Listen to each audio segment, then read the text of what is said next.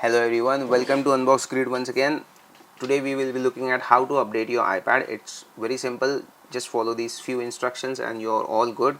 iPad makes it, or iOS makes it much more easier to update any device.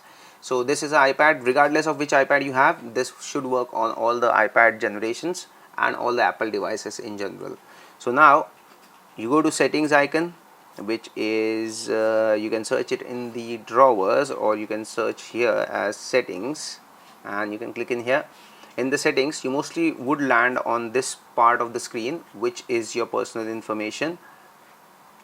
If you need to go to general on the left menu over here, and in general you can click on software update, which is the second option from the top, and once you click it, it will automatically start checking for updates.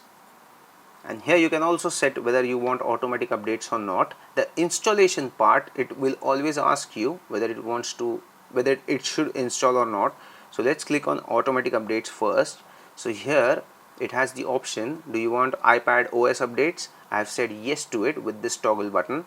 And security responses and system file, I have said yes to it as well, which is more important. And here is the option iPad OS updates. Do you want the iPad to automatically download as soon as it is released by Apple or not? If you do not check this option, you will have to manually say yes to it every single time. It will send you the notification, but it won't download the application, the OS, for example. So these are the settings, and now because I am on the latest version of iPad, it says up to date.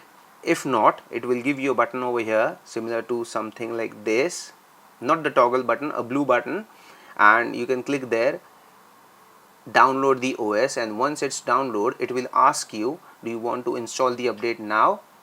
Or normally it asks you that you can install it in the midnight, provided your iPad is at least 50% charged or 20% charged, depending on the iPad model. So this is how you update iOS. Thank you for watching.